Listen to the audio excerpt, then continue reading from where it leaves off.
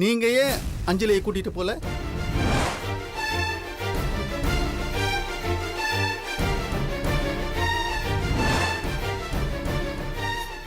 இல்ல, நான் கிளம்பக்கூடிய நேரத்துல தத்தெடுத்த குடும்பத்துல இருந்து பிரியாவுக்கு ஒரு விபரீதம் நடந்துடுச்சு.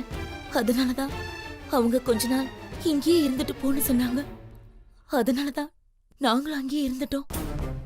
யுவர் ஆனர், அஞ்சலியை கொலை பண்ண பல கொலை முயற்சிகள் நடந்திருக்கு. அதுல பலியானதுதான் கௌதமோட குழந்தை. Objection your honour.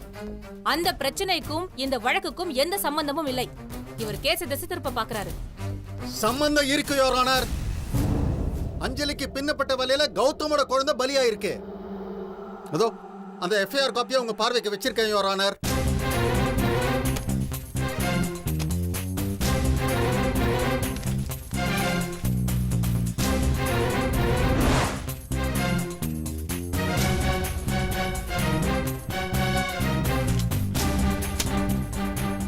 அஞ்சலி தீபாவோட குழந்தையும் இல்ல, கௌதமோட குழந்தையும் இல்ல. அஞ்சலி என்னோட கட்சிக்காரரோட குழந்தை. ஆசிரமத்துல வளர்ந்த குழந்தை, தத்தெடுத்தது இல்ல. அதுக்கு வேற ஒரு கதையை சொல்லி உண்மைன்னு நிரூபிக்க பாக்குறாங்க யுவர் ஆனர். மருத்துவமனையில மாற்றப்பட்ட குழந்தை தான் அஞ்சலி. சோ அஞ்சலி செல்வியோட குழந்தை தான் யுவர் ஆனர். எந்த ஆதாரத்தை வச்சு நீங்க இதை உறுதியா சொல்றீங்க? யுவர் ஆனர், இந்த வழக்குல முக்கிய குற்றவாளியா கருதப்பட்ட அறிவு குண்டடிப்பட்டு ஹாஸ்பிட்டல்ல கோமாவில் இருக்கார். அறிவோட ஸ்டேட்மெண்ட் உங்க பார்வைக்கு வைக்கப்பட்டுள்ளது யுவர் ஆனர்.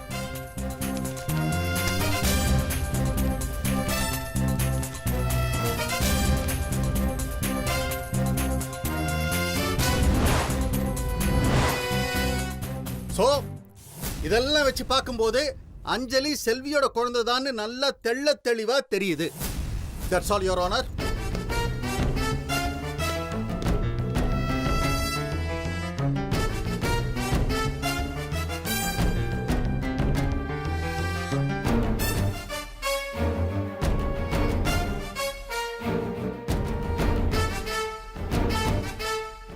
செல்வி, செல்வி, செல்வி.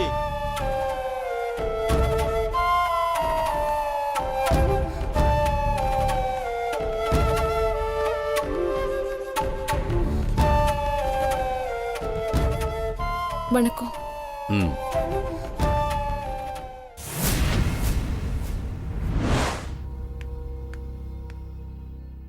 நான் சொல்வதெல்லாம் உண்மை.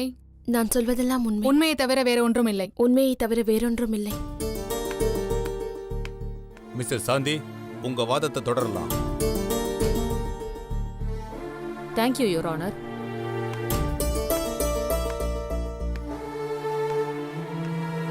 உங்க பேர் என்ன? செல்வி. உங்களுக்கு இன்னொரு பேர் இருக்குல்ல? Anjamma. Note this point your honour. இவங்க தன்னோட சொந்த பேரையே உபயோகப்படுத்தாம ஸ்டூடெண்ட்ஸையும் பள்ளி நிர்வாகத்தையும் ஏமாத்தி போலியான பேர்ல வலம் வந்திருக்காங்க. இது எவ்வளவு பெரிய குற்றம்!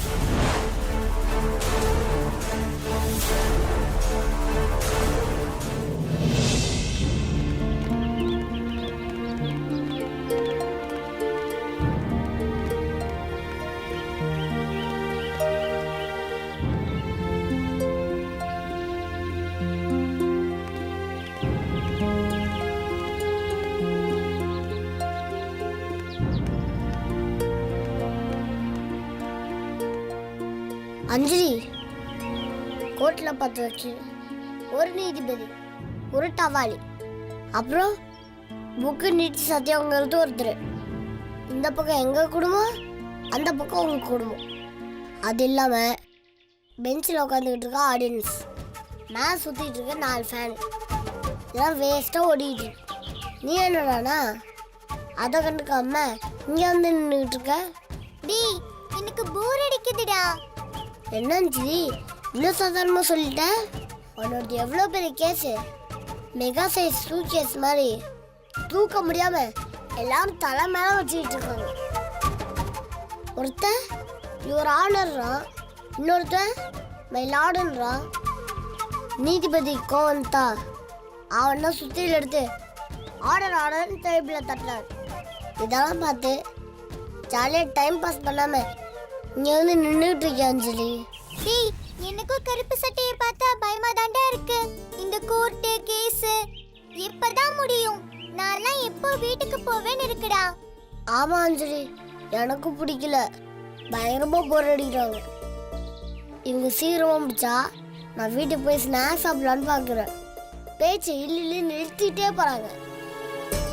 ஹீரோ உட்காந்தா அந்த அம்மா எந்திரிக்கிறாங்க, இந்த அம்மா உட்காந்தா ஹீரோயின்ச்சு பேசுறாரு.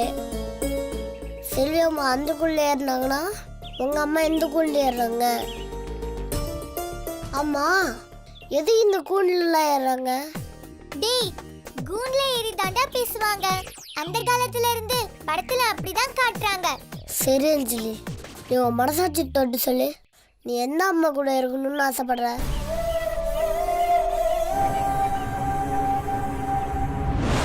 நீங்க ஏன் உங்க பேரை ஸ்கூல்ல வேலை பார்க்கறப்ப அஞ்சமான்னு வச்சுக்கிட்டீங்க?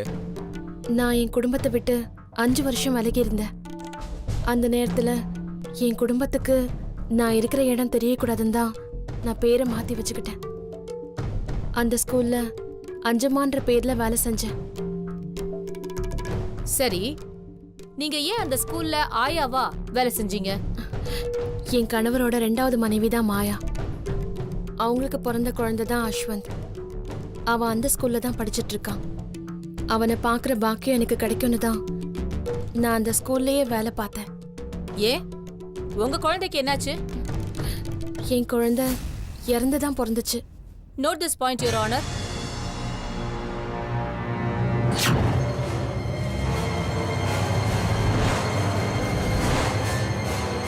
என்ன அஞ்சலி, ரொம்ப கஷ்டமான கேள்வி கேட்டுனா இவ்வளோ பயங்கரமா யோசிக்கிற?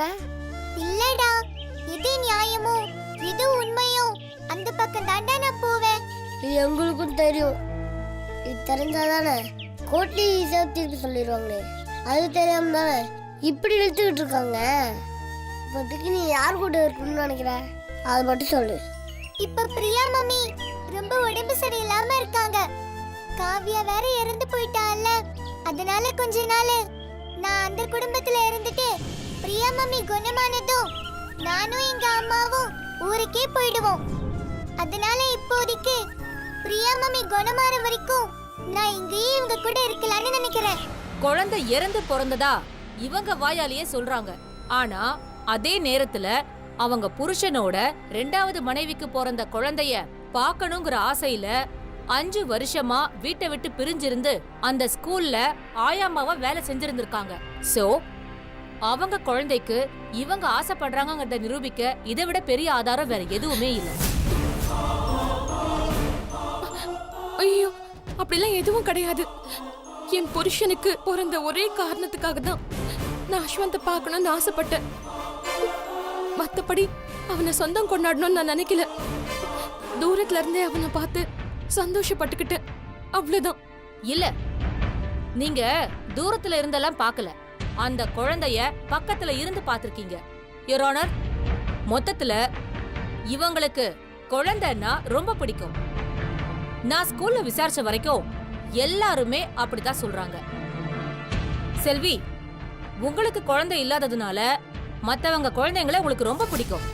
அந்த குழந்தைங்களை உங்க குழந்தைங்களா நினைச்சு அதுக்காக பேரை மாத்துறீங்க, ஊரை மாத்துறீங்க, குடும்பத்தையே கூட பிரிஞ்சிருந்தீங்க. அப்படித்தானே? Am I right?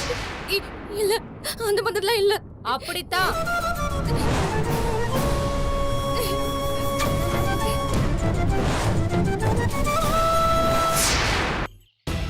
அப்போ பண்ணு, நேரா போ. பின்பக்கமா ஒரு வழி இருக்கு, அந்த வழியா போனா நீ நீதிபதி கிட்டே போயிடலாம். அவரு டேபிளுக்கு பின்னாடி உட்காந்துக்கிட்டு இருப்பாரு. நீ நடந்து போனா உன் ஹைட்டுக்கு நீ யாருக்குமே தெரிய மாட்டேன்.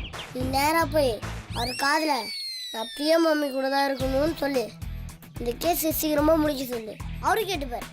டேய், நம்ம போய் நீதிபதி கிட்ட எல்லாம் பேசக்கூடாதுடா. அஞ்சலி, அவர் ரொம்ப நல்லா அங்கிள்.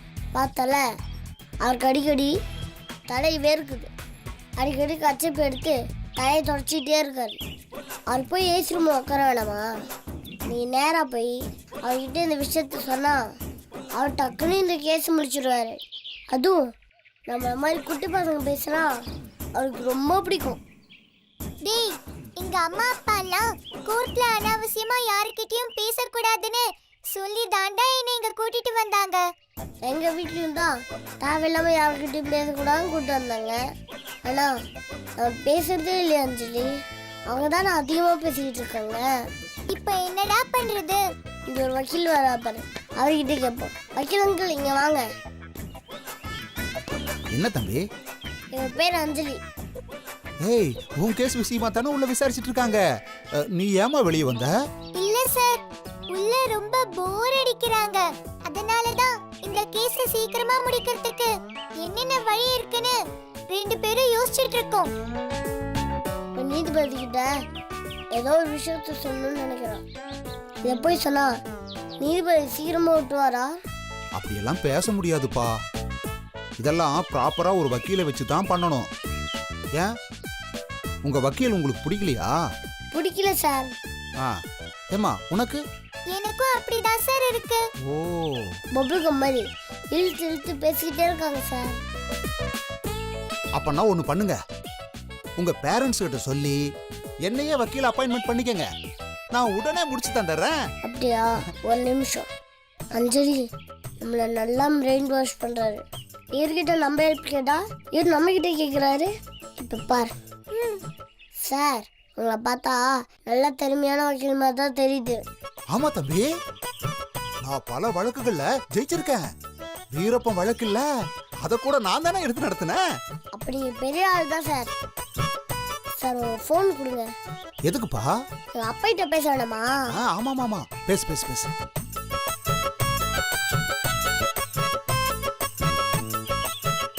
பரவாயில்லையே, இந்த கேம்ஸ்ல வச்சிருக்கீங்க.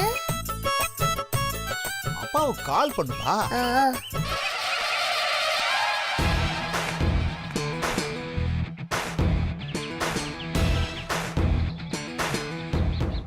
டே சதீஷ், நான் அஸ்வின் பேசுறேன்டா. லஞ்ச் சாப்பிட்டியா?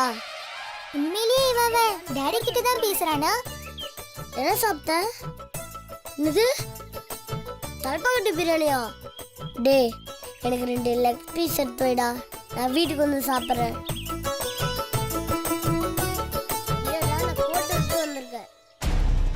உங்க கணவரோட 2வது மனைவிக்கு பிறந்த குழந்தைதான் அஸ்வந்த். நீங்க எப்படியாவது அவனை உரிமையாக்கணும்னு அந்த குழந்தை படிச்ச ஸ்கூல்லயே ஆயாமாவா வேலைக்கு சேர்ந்திருக்கீங்க. பட் அந்த குழந்தையோட அம்மா மாயா ரொம்ப ஸ்ட்ராங்கா இருந்ததுனால உங்களுக்கு அந்த குழந்தை கிடைக்கல. அதுதானே உண்மை? இல்ல இல்ல இல்ல, அந்த மாதிரிலாம் எதுவும் கிடையாது. இல்ல. யுவர் ஆனர், இவங்க என்னோட கட்சிக்காரங்கிட்ட தேவையில்லாத கேள்வி எல்லாம் கேட்டு இவங்க மனசை புண்படுத்துறாங்க. இவங்க யுவர் ஆனர், இந்த வழக்குக்கு தேவையான கேள்விகளை தான் நான் கேட்டுட்டு இருக்கேன். Permission granted.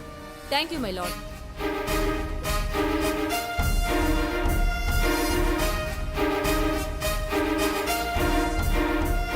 நீங்க 5 வருஷம் கழிச்சு இப்ப ஏன் திடீர்னு அஞ்சலிய உங்க குழந்தைன்னு சொல்றீங்கன்னு நான் சொல்லட்டுமா?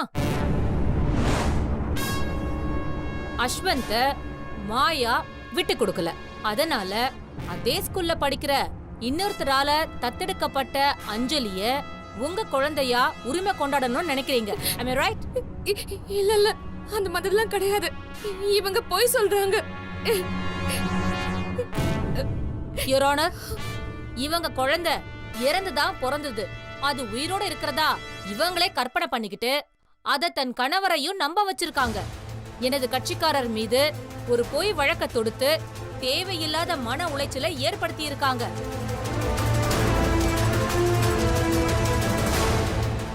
அது மட்டும் இல்லாம செல்வியோட கடந்த கால வாழ்க்கைய கொஞ்சம் அலசி பார்த்தா உங்களுக்கே உண்மை தெரியும் யுவர் ஆனர். குழந்தைதான் அவங்களோட முக்கியமான பிரச்சனை. தன்னோட குழந்தை இறந்ததுனால அவங்க மனநலம் பாதிக்கப்பட்டிருக்காங்க. அதனால இன்னொருத்தரோட குழந்தைய தன் குழந்தைய நினைச்சு அந்த ஸ்கூல்லயே வேலைக்கு சேர்ந்திருக்காங்க. கிட்டத்தட்ட 5 வருஷமா அந்த ஸ்கூல்லயே ஆயாமாவா வேலை செஞ்சிருந்திருக்காங்க.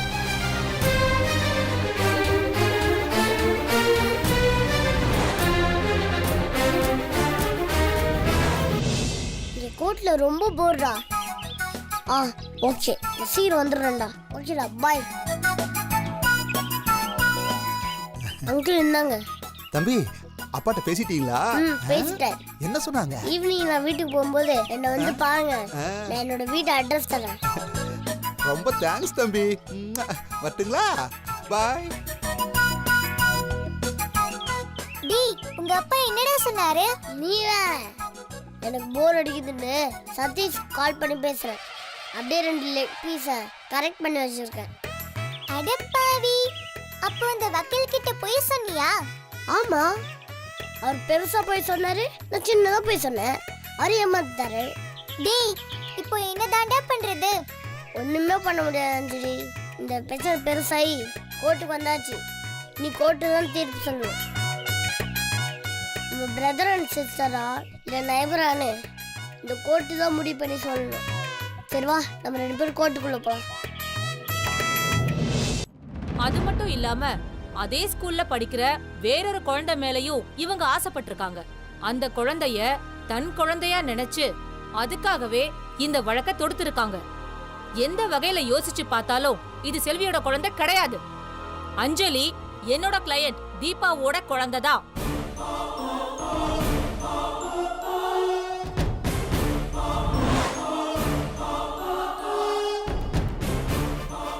அஞ்சலிய தீபாவோட அனுப்ப பெர்மிஷன் கொடுத்தோம். தீபா பெரிய மனசு பண்ணி பிரியாவோட மனநலன் குணமடைற வரைக்கும் அந்த வீட்ல இருக்காங்க. இப்படிப்பட்ட குடும்பத்துல ஒரு குழப்பத்தை உண்டு பண்ணி அவங்களுக்கு வேணும்னே மன உளைச்சலை ஏற்படுத்தின இந்த செல்விக்கு தகுந்த தண்டனை வழங்குமாறு மிக தாழ்மையுடன் கேட்டுக்கொள்கிறேன். இந்த வழக்கில் சம்பந்தப்பட்ட அந்த குழந்தையிடம் நான் ஒரு சில கேள்விகள் கேட்க விரும்புகிறேன். அஞ்சலி, அஞ்சலி, அஞ்சலி. அஞ்சலி போ, பாத்து போ போ. நான் ஒரு சில கேள்விகள் கேட்க வேண்டும். Silent, silent, silent.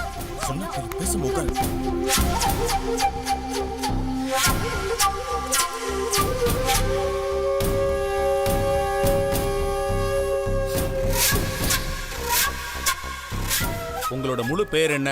யார் உங்க அம்மா? பிரியா,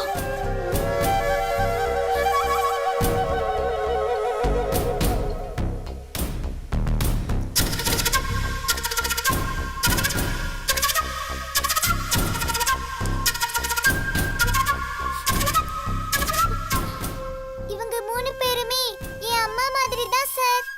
அப்படிலாம் சொல்லக்கூடாது. இதுல யார் உங்க அம்மான்னு சொல்லுங்க.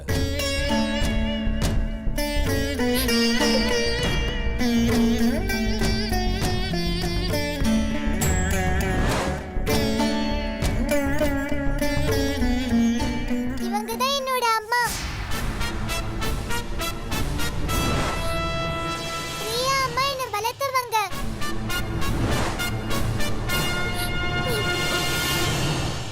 அஞ்சு அம்மா என்ன ஸ்கூல்ல ரொம்ப நல்லா பாத்துப்பாங்க.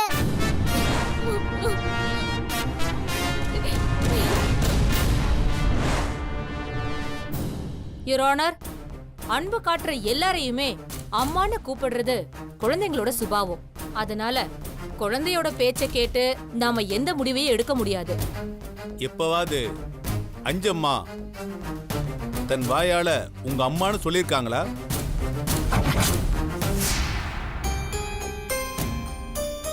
என்கிட்ட பாசமா இருப்பாங்க, ஆனா அம்மான்னு சொன்னதில்ல.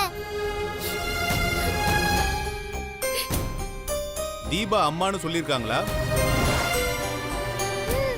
நிறைய தடவை சொல்லியிருக்காங்க. சரி, நீங்க போலாம்.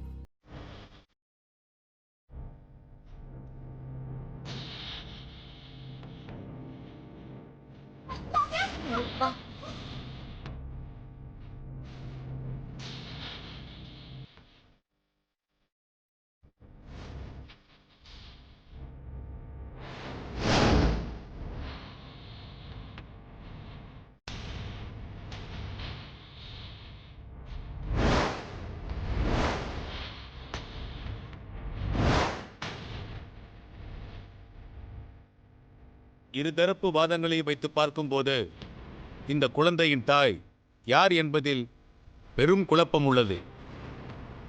இறந்து பிறந்த குழந்தை யாருடையது என்பதை கண்டுபிடிக்கும் பொறுப்பை நான் காவல்துறையிடம் ஒப்படைக்கிறேன்.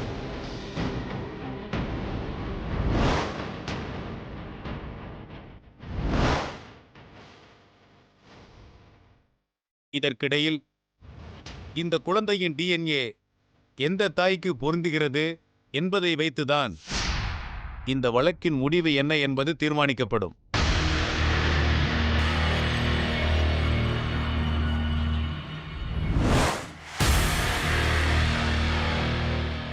அதுவரைக்கும்